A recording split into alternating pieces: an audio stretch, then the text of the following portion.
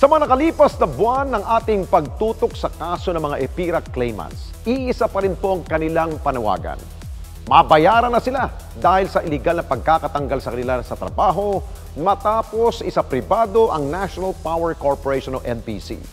At sa paglipas ng panahon, unti-unting nadadagdagan ang pag-asa nila dahil sa pagdami ng sumusuporta sa kanila. Ang kanilang patuloy na pangangalampag, panuunin po natin. 20 taong paghihintay. 20 taong nanawagan ng mga EPIRA claimants. Ngunit ang kanilang mga hinaing tila mapupunta lamang sa wala at lilipasan na lamang ng panahon. At matapos ang 21 taon mula nang iligal silang natanggal sa kanilang trabaho nang maisabatas ang EPIRA law kung saan isa na pribado ang National Power Corporation o NAPOCOR. Nagsama-sama ang mga claimants para patuloy na kalampagin at ipakita ang kanilang pagkakaisa sa ating gobyerno. Maaga pa lamang ay nagsidatingan na ang mga claimants mula pa sa iba't ibang panig ng bansa. Dahil sa araw na ito, isasagawa nila ang kanilang National Convention. Ang pagtitipon ay dinaluhan ng mga group leaders mula pa sa malalayong probinsya kasamang ilan sa kanilang mga miyembro. Bakas man sa kanilang muka ang mga ngiti. Nagsusumigaw naman sa kanilang mga damdamin na mabigyang hustisya na ang iligal na pagkakatanggal nila sa trabaho at bayaran na ang mga danyos. Ibinahagi sa atin ng ilan sa mga claimants ang mga pagsubok na kanilang pinagdaraanan mula nang maalis sila sa trabaho. Ang pangalan ko po ay si Juan Pelye. Ang trabaho ko doon ay instrument technician. Noong matanggal kami sa MPC, nalungkot ako. Ako paano naman niya yung pamilya ko, saan ako kukuha ng ikakabubuhay namin. Naisipan ko, umuwi na lang kami dito sa Cavite. At baka sakaling doon makakuha ng ikabubuhay, meron namang kaprasong bukid. Yun ang pinagtyagaan namin. Pero nung tagal, nung video na hina-hina na, wala na, binenta ko na yung lupa namin. At wala na akong ikukuha. Ako po si Mercedes Castañeda de Selmo, taga Ambuklao, Bukod, Benguet. Ang pangalan ng asawa ko, Rufino Padsungay Selmo Sr. Almost 29 years siyang nagtrabaho sa NPC. Pero yung tinanggap nila nung natanggal sila ng 2003, ano lang naman, wala kaming natanggap na buo na yung 1M. Natatandaan ko 900. Kulang-kulang po sa yun. Hindi siya ulit kasali doon sa yung mga unang tumanggap. Kaya ito naman, kaya andito na rin ako, nakikilagbabaka sakali kasi nung 2009, 10, 11, 12, nagkasakit yung anak ko, nag-kidney failure. Yun, kaya walang nangyari doon sa pera din yun. Naano doon sa, nagastos namin sa aking anak, tapos namatay din. At lahat sila ay nagkakaisa sa importansya na mabayaran na ng National Power Corporation at ng Power Sector Assets and Liabilities Management Corporation o PISAM. Napakahalaga sa akin yung makakuha yun. Sabi ko sa message ko, ikukuha na lang natin, pupunta na lang natin sa bangko ng iba, at ang iba, ikukuha natin sa mga bata. Bigyan natin sila ng pangkabuhayan nila na kuhan. Yung iba, ititira natin para sa ating dalawa habang kito'y buhay. At baka pagka kito'y namatay sa atin na isa, wala tayong pera. Paano tayo? Malaking halaga yun dahil pinaghirapan din niya yun na talagang benefits nila yun. Talagang karapat-dapat na sa kanila yung tanggapin. Kaya nagsusumikap kami dahil hanggang ngayon hindi ako nakabayad hindi ako nakabayad sa utang ko pagka-hospital ng anak ko. Napakahalaga niyan. Kasi hindi naman lingid tsaka kaalaman ng lahat, panay senior na. Ang nakakatuwa nga, may nagtanong kanina, kung may expiration yung decision ng Supreme Court. Wala daw. Kaya lang, ang nag-i-expired ay tao. Which is dapat malasahan, matikman nila yung hinihingi. Bilang halaga eh. Napakahalaga. Dahil iyan ang yaman mo eh. Unang-una, iyan ang bubuhay at bubuhay doon sa pamilya mo, sa mga anak ko. Kaya ako, wala na akong sana eh. Ay, ito na eh. Ito na yung pinakahintay. At isa pa, alam mo, napakasarap ng pakiramdam po ngayon. Tsaka nakakataba ng puso. Kasi sa nadidin mo pag-asa at binigyan pa uli ng pag-asa. Pag-asa pa uli. Kaya ito na. Wala na sana. Kaya't patuloy silang umapila sa gobyerno na mapakinggan ang kanilang mga panawagan. Nakikiusap po sana ako na ibigay naman na nila yung karapat-dapat na para sa mga empleyado na naghirap noon. Na sana po magising naman ang loob ng mga gobyerno dahil sila masarap ang kanilang buhay. Kaming yung mga naghirap sa trabaho. Sa gobyerno, sana, ito para sana lahat ng mga makukuha ng mga manggagawa, ng mga empleyado, ibigay nila ito dahil iyon para sa amin, para sa mga tao na ito na pinagtrabahuhan nila. Kaya dapat, yung para sa mga taong ito, pagkaloob nila, hindi lang ipitin eh. Huwag nakabigin.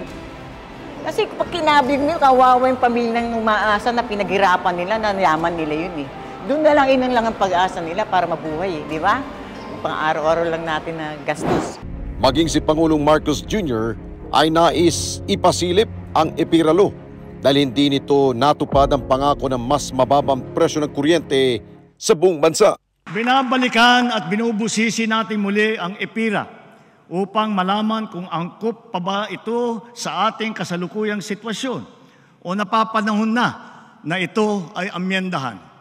Hinihiling ko sa Kongreso na pagtulungan na natin ito alang-alang sa kapakanan ng mga Pilipino sa taas ng presyo ng kuryente sa bansa. Nahihirapan hindi lamang ang mga negosyante, kung hindi lalo na ang taong bayan.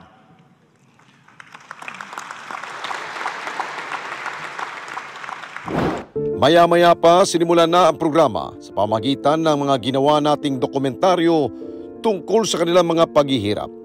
Lahat ay tutok na tutok sa panunood.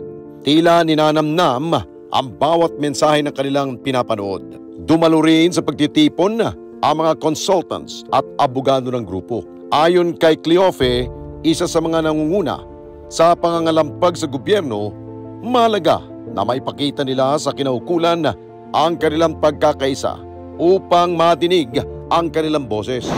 Napaka-importante itong pagtitipon namin ito upang ipakita na po sa buong legislatura, sa House of Representatives and the Senate that we are here to fight for our rightful monetary claim, wherein we are securing the special appropriation bill to be sponsored by the Senate para naman po mabayaran na kami. At masaya niyang ibinalita ng ilang mga mambabatas na mula sa mataas at mababang kapulungan ng Kongreso ang nagpahayag na ng suporta sa kanilang grupo. Marami na po sa ating mga mambabatas ang nagbibigay ng kanilang suporta na kami po ay mabayaran na. Ang hinihintay lang po namin ay mabayaran na kami ngayong taong ito para naman po yung pong aming mga kasama na halos buwan-buwan po may mga nangangamatay. Halos karamihan po ay bedridden na and many of our comrades, many of our ranks passed away broken-hearted because they were not able to hold on with our claimers. Subalit hanggang sa katapusan ng kanilang hininga, ito po ang kanilang ipinagbibilin sa kanilang pamilya na maiiwan namin upang pakinabangan naman yung mga pinaghirapan namin sa loob ng ilang taon. Bagamat hindi nakadalo, ilang mga mambabatas ang nagpadala ng kanilang mga kinatawan sa pagtitipon tulad nina Iloilo City Lone District Representative Julien Baronda at ang mga senador na sina Mark Villar at Francis Tolentino. As you move forward into the future, it is my hope that you continue to advocate for better things for your members and for your sector as a whole. Know that you have my support as you seek advancements in your industry. Your dedication and vision are invaluable, and together, we can forge a path toward greater progress and success. At isang pahayag ang labis na ikinatuwa ng mga claimants. Ang pagtatalaga po sa akin ni Senator Francis Tolentino na dumalo rito ay isa po sigurong magandang sinyales at isang magandang gesture para po iparating niya sa inyo pong lahat na siya po ay nakikiisa sa inyo. Na siya po ay nakikiisa at nakikisama sa inyong mga hinaing. Sapagkat hindi naman po ako papupuntahin ni Senator Tolentino rito kung hindi po siya nakikisama at nakikiisa para matapos na po yung inyong matagal nang ipinaglalaban. Binigyan pagkakataon din na magtanong ang mga nagsidalo upang malinawan sa ilang mga bagay na gumugulo sa kanilang isipan. Sa kabuuan, higit na 4 na mga miyembro at group leaders ang dumalo sa National Convention, maliban pa yan sa mga nasa Zoom meeting na hindi nakadalo na nasa ibang bansa at probinsya. Maliban sa mga sigaw, panawagan at patuloy na pangangalampag, mas mahalagang sandata pa rin ang pagkakaisa ng bawat isa upang makamit ang inaasam na hustisya ng lahat. At sa ipinakitang pagkakaisa ng mga EPIRA claimants, sa tulong na rin ng suporta ng iba't ibang mga opisina, umasa sila na makakamit na nila ang kanilang tagumpay sa lalong madaling panahon. Mga karesponde natin dito sa Net25, umabot na po ng 1 million subscribers ang ating YouTube channel. Kaya naman, masaya kami na ibahagi sa inyo na natanggap na natin ang YouTube Gold Play button. Dahil po yan sa walang sawa ninyong pagtangkilik sa mga programa ng Net25, lalong-lalo na po sa Responde Mata ng Mamamayan. Kaya naman, congratulations po sa ating lahat. Keep on sharing, mga karesponde. Gawin nating viral ang bawat content natin ng pagtulong at pagresponde sa higit na nangangailangan. Maraming salamat po sa inyong lahat. Mga kababayan, salamat po sa inyong pong pagsubaybay sa Responde Mata ng Mamamayan.